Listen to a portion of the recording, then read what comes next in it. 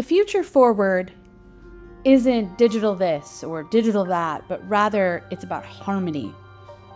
Even finding harmonic ways that we can integrate technology, as we call it, but not to run away from it completely, because we don't live in a time where tomorrow all things digital are going to come to an end. That's obviously not how this is going to work. And perhaps that is indeed not the way forward anyway, because we could argue about how some tech really helps more than it hinders.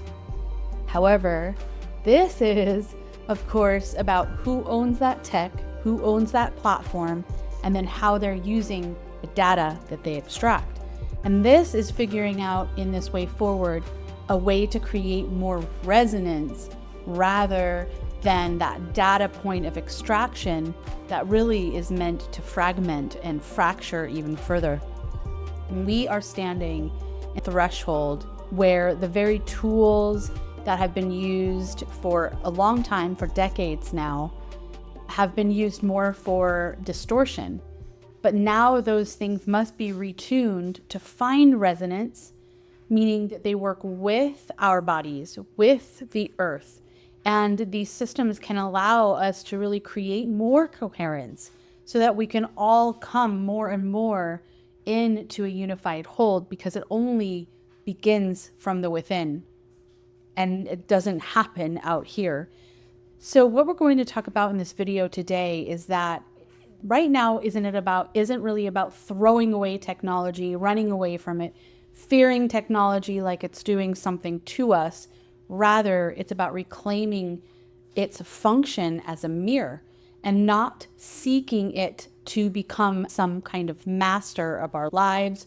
Or I've even seen comments where people are literally saying God is AI. It's very bizarre. So we've been down those paths, we meaning humanity, time and time again. So what I really want to talk about in this video is the awakening magic is in the remembrance that actually now is a time of resonance, serving as sovereignty. And so let's explore maybe a new ethos, we could say, for tech, and a new path that we all can walk forward in together with more ease and no fear.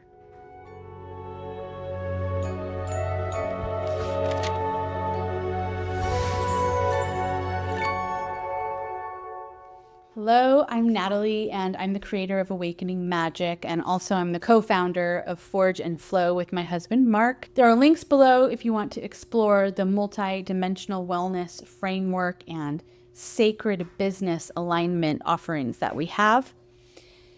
And so let's talk about extraction. This is a really interesting word that has come into my field. And what extraction is, it's a one-way flow. And it's often invisible, and it's when a system of some kind or tool is pulling you away from something. You're being pulled away in your time. Your focus is being pulled away. Maybe it's the biometric info of your body's intelligence. Perhaps it's even tools that pull emotional charge, etc. So what this extraction is doing is it's a one-way flow to essentially serve its own function. The function of the one who owns the tech or owns the platform, but not your function. So extracting your data, right? This is a big thing we know has been happening for decades now. It's still happening, and is then used against you in some way, not something that is actually used to assist and create more resonance in your life, which means, a resonance as a vibration of being clear, feeling clear, clarity, this crystal clear vision, as I call it. So some real world examples of extraction tech is obviously social media apps, right? They're designed to keep you scrolling endlessly, which is absolutely 100% extracting attention and actually extracting behavioral data, literally how you're using it at every second that you're touching the app. There's now AI chatbots that are mimicking empathy, mimicking emotions. But what it's really doing on the other side is manipulating emotions to keep you engaged in some way. It's not about actually being empathic, having empathy for any emotion that anyone is chatting with it, but keeping you engaged to just extract emotional energy and also data, right? There's also, of course, wearable devices now that tracks all the biometrics and the readings from different apps that kind of cohesively bring it together, like in these things right here. Whenever you're entering all the information in these things, it is extracting bodily intelligence. And sometimes that full consent is not actually provided at all. And then also now we have spiritual AI tools that what you can see often happen, and I've seen this in comments because I was doing some research, and really this came from a dream that this is going to be a series. I'm going to do this video and another video, and it was all based on a dream that was teaching me these layers and levels of technology and really what this has been about, and then how we could move forward so that we can actually reclaim sovereignty, stand in our own authentic human power without it feeling like we're getting that power taken away. So there's these spiritual tools that create like really lofty language, right? And what you can see is this ego inflation constantly. You were a king in a past life or whatever. I don't really know what those things say, but I've seen comments on forums and such that have said, I'm so-and-so, so they're inflating the ego more and more and more, creating this dependency. And it's really extracting spiritual trust at the end of the day. Given when there's an inflation of the ego, that is just going to further distort and fracture rather than creating more coherence in the field. And ego, by the way, is not something that we get rid of. That's never the point, because ego is this beautiful, it's the ability to say, I am, right? It's that I am presence aspect. However, there is a turning point in the becoming or the unfolding or the blooming or the blossoming. We could say a lot of things. So we don't get rid of the ego. However, what we do is as we become more and more coherent in our fields, in our bodies, that identity lets go. And in fact, I did a video about this very recently that we'll link here, because then the ego and the identity is not leading the way. However, then it's like we've gone through that process, and then it becomes a presence in the field. And that field then can create the essence of, okay, I know this, and now I can move through this and almost transcend even that said identity or whatever that false identity may be. And when the body gets more coherent, that actually is when things begin to soften. And then that creates a very, very powerful rippling effect, into the ether, if we will. Now, for many years, I was born in the late 70s. So for those of us, in my age range, we didn't have tech in our hands when we were born. But we were still pretty young when it did get inserted into our fields. We were teens, late teens, I will say. But for many decades now, tech has been creating dissonance, because it wasn't just about watching, but really this tech has been shaping behavior. And so the real cost of having, these good old cell phones or the biometric IDs, and these social platforms, etc., it's not really about visibility as much as, and I know many of you already feel this, but it's been about entrainment. Now, entrainment can be about entraining further into fragmentation, so further into dissonance, if we will, or it can be about entraining into more and more coherence, which is really, coherence is a word that can mean harmony, harmonic essence, if we will. Now, entrainment is really powerful to know. And this is something that I really dove in very deeply when I was in the Master Herbalism studies over many years, part of that was becoming a flower essence alchemist. Now, when you work with flower essences, you're working with the spirit of the flower, or spirit of the plant, we should say, and the wisdom that energy, that conscious energy, has to provide to us. The flower has very specific, we could say again, whispers of wisdom that entrains our field to become more, maybe it's strengthened or clearing out stagnant emotions. I mean, there's many different things that flower essences can do. So in the wellness, and when we're talking about the energy space, entrainment is a process essentially where the rhythmic vibrations of one thing synchronize with and then begin to influence the rhythmic vibrations of another.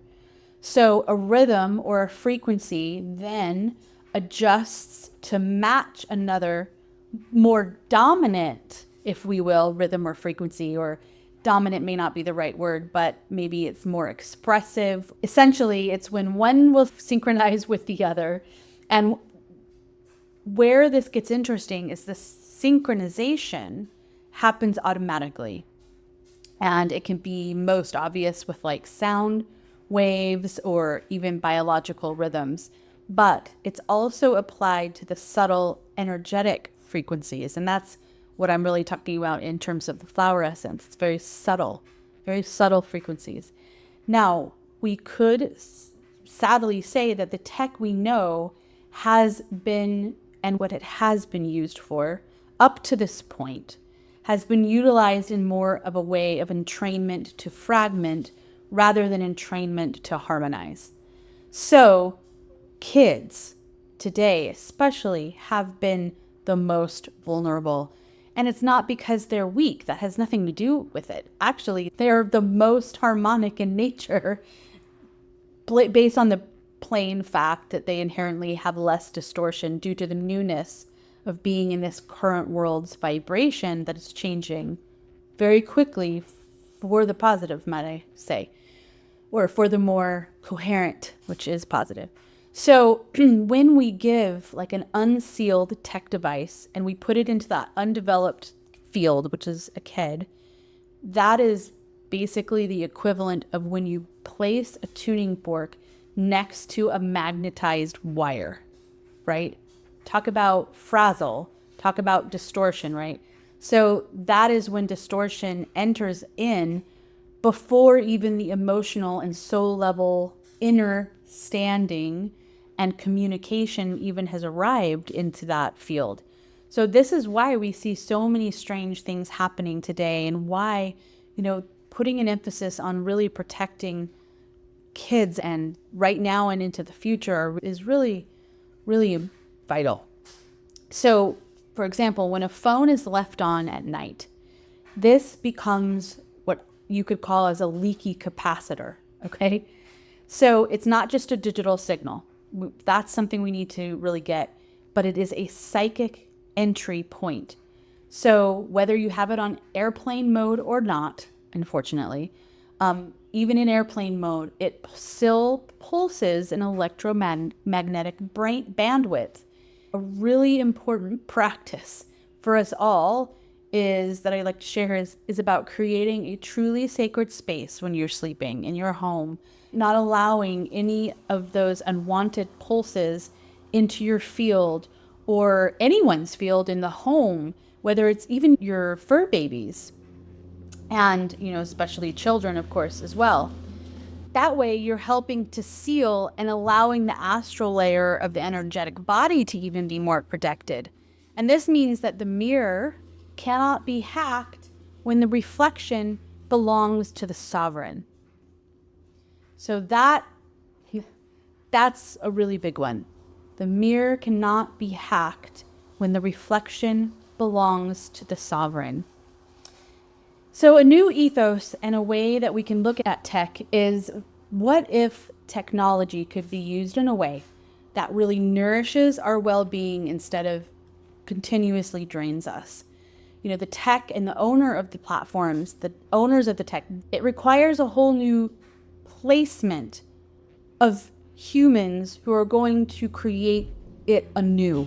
Resonant tech is something that should be discussed with this, because so right now what we see is tech and the owners of these platforms have designed it in a way that these things are pulling attention away, tracking behavior constantly, keeping people hooked. That's extraction. As I mentioned, it's that pulling away of energy, focus, emotions, whatever it might be, without giving anything back. Now, there's another way through resonance. Resonant tech doesn't just take, but rather this is what some of these devices that are coming onto the market in the wellness world, which is about working in harmony with your body, working in harmony with your energy and your emotions, etc. We could think of it like music. When music is really in tune with your soul, you feel uplifted or energetic. It feels good, right? But when it's out of tune, it creates stress, it creates confusion. That's where the nervous system really begins to cringe and want to turn on that fight or flight mode constantly. So a new ethos and this new path that could be created is about tech platforms or apps and things that actually listens more than speaks. And these tools respond to how you feel instead of trying to manipulate how you feel. These are two very different things. And this also applies to creating more harmonic groups of in-person connection, right? Those that are vibrating on the same pathway when we're really seeking to connect. It's not about manipulating how you feel, a narcissist, right? But rather it's about responding to how you feel, being in resonance with you. So we can think of technology as this as a creation point in that way also. And AI, which I'm really going to get into the next video, where I'm going to deconstruct what it is, could it be a tool that mirrors your intention, or, what is really happening there? And so when we look at AI and these systems that are being created actually could be reframed completely to offer clarity, not more hype, not more urgency, not inflating people's false identities. Those kinds of things is exactly what causes more and more distortion. So part of this new ethos could be more creation of digital spaces that really are about restoring your nervous system. Imagine, rather than continuously frying it or creating that addiction to these social media apps that we know is very, very real. I mean, our kids today and the future really deserve a path of technology that respects their growth rather than totally hijacking their attention on sheer stupidity, as we see happening now. So these tools should really uplift a child's soul, not the opposite. And of course, if it isn't going to uplift a child's soul, that tech should never be put into a parent's hand either, right? So we've lived in a world of watching every click, watching every move, every word is being tracked. But we're done with that. What we're moving into now is a time of witnessing, where we're going to be able to just witness with just presence, where there's integrity and there's tools that can actually reflect and honor our inner world. We're at a very interesting turning point right now where we're going to be moving from that extraction, fragmentation, into that resonance.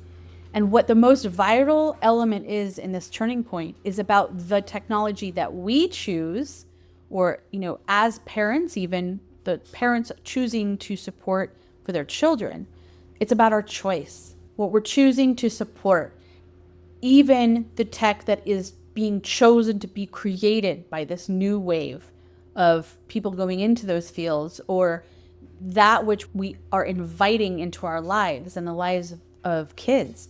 So we can stand at this precipice and say, I only choose to support wholeness, not fragment it. Then we can actually help to create more and more because of the resonance, because then we're only choosing that which does actually support wholeness rather than fragments it. And these are the kinds of tools in the tech world that can actually help people remember who they are, not distract them from their divine essence that is pulsing from within. That is the place to go, and tools that can reflect that and allow that to happen more and more and more.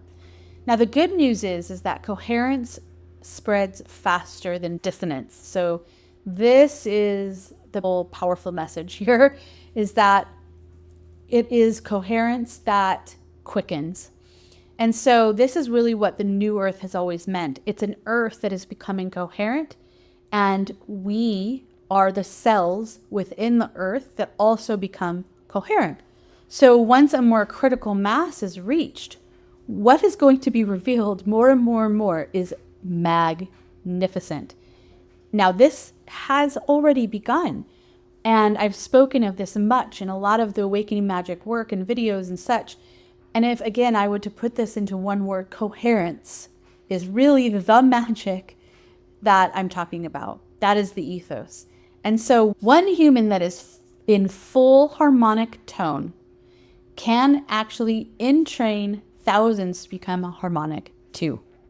That is the positive entrainment path that I was talking about earlier. And that's why, flower essences, everyone needs to have flower essence in their hand. No, but can you just imagine how powerful it can be when more and more come into harmony from within? I mean, that is what keeps me going every day. And so the more that we can teach our kids that a phone is a mirror and not some sort of God, there's AI, God is not AI. They have the eternal living source in them, literally in their cells. It's all within them. It's not in a phone. It's not in an app. It's not found out there, but in here, And this is really more powerful now more than ever before to say these kinds of words, because with the rise of AI, there's going to be the entrainment into the fragmentation, and then there's platforms that are going to be created into resonance. And so there's a powerful discernment tool. We stand at those crossroads, and the choice is what's most powerful. And the next video I'm going to put out is going to talk about what AI really is, things to be very aware of. And again, this is all coming and being distilled from a dream a couple of months ago. It took me a long time to integrate all of the levels of teaching within it. So there's a lot.